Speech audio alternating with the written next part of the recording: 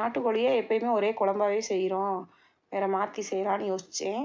அப்படி செஞ்சது தான் அந்த சிக்கனு. பிச்சு போட்ட நாட்டுக்கோழி சிக்கன் வறுவல் எப்படி செய்கிறதுன்னு பார்ப்போம். அதுக்கு நாட்டுக்கோழி சிக்கனில் கொஞ்சமாக மஞ்சள்தூள் உப்பு சேர்த்துட்டு ஒரு 4 விசில் வேக விட்டு எடுத்து வச்சுக்கோங்க. ஒரு கடாய் அடுப்பில் வச்சுட்டு எண்ணெய் எதுவும் சேர்க்காம 2 ஸ்பூன் அளவுக்கு காஞ்ச மல்லி, 1 ஸ்பூன் சோம்பு, 1 ஸ்பூன் மிளகு, 1 ஸ்பூன் ஜீரகம் சேர்த்து நல்லா வறுக்கணும்.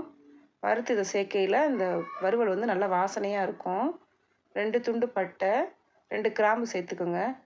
நல்லா வறுத்துக்குங்க. வாசனை வர அளவுக்கு வறுத்துக்கோங்க, கருக்கிடக்கூடாது. வறுத்துட்டு அதை மிக்ஸி ஜாரில் சேர்த்துட்டு பவுட்ரு பண்ணிக்கோங்க. இந்த மாதிரி கொஞ்சம் கொரகொரப்பாக இருந்தாலே போதும், ரொம்ப வலுவலுன்னு நுணுக்கணும்னு தேவையில்லை. அதே கடாயை அடுப்பில் வச்சுட்டு கொஞ்சமாக கடலெண்ணெய் சேர்த்துக்கோங்க. சேர்த்துட்டு கொஞ்சம் சோம்பு, வத்தல் ஒரு 6-7 வத்தல், காரம் உங்களுக்கு எவ்வளோ தேவையோ அந்த அளவுக்கு வத்தல் சேர்த்துக்குங்க.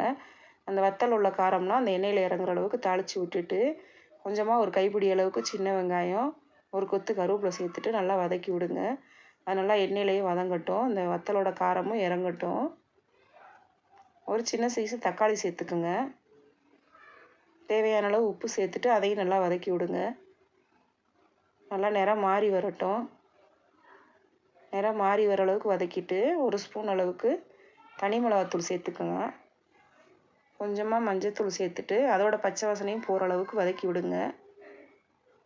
நல்லா கலர் மாறி வரவும் அதோட நம்ம வேக வச்சுருக்க நாட்டுக்கோழி சிக்கனை சேர்த்துட்டு நல்லா மசாலில் பிரட்டி விடுங்க. உப்பு, மிளகாத்தூள் எல்லாம் சேர்ந்து வர்ற மாதிரி கிளறி விட்டுட்டு கொஞ்சமாக தேவையான அளவு தண்ணி சேர்த்துக்குங்க. ஏற்கனவே நம்ம கறி வேக வச்சதுனால கொஞ்சமாக சேர்த்தா போதும். சேர்த்துட்டு ஒரு மூடி போட்டு ஒரு 10 நிமிஷம் அளவுக்கு மூடி வச்சுருங்க. மசாலையெல்லாம் சேர்ந்து இந்த மாதிரி ரெடியாகி வந்துடும். இந்த ஸ்டேஜில் நம்ம அரைச்சி வச்சுருக்கோம்ல பொடி பண்ணி, அந்த தூளையும் சேர்த்துட்டு நல்லா கிளறி விடுங்க. இதுக்கு கடைசியாக ஒரு தாளிப்பு கொடுத்துடலாம். ஏன்னா நம்ம இஞ்சி வெள்ளைப்பூடி எதுவுமே இதில் சேர்க்கலை. ஒரு 10 பல் அளவுக்கு வெள்ளைப்பூடை நல்லா இடிச்சிட்டு கொஞ்சமாக எண்ணெய் விட்டு அதை வதக்கிடுங்க. ஒரு கொத்து கருவேப்பிலை சேர்த்துட்டு பொன்னிறம் ஆகிற அளவுக்கு வதக்கி அந்த சிக்கனோடு சேர்த்துட்டிங்கன்னா இப்போ பிச்சு போட்ட நாட்டுக்கோழி சிக்கன் வறுவல் நல்லா வாசனையோடு நல்லா கமகமன்னு ரெடி ஆயிடுச்சு.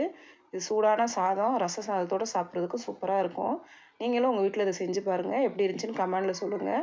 மறக்காமல் என்னோடய சேனலை சப்ஸ்கிரைப் பண்ணி வச்சுக்கோங்க.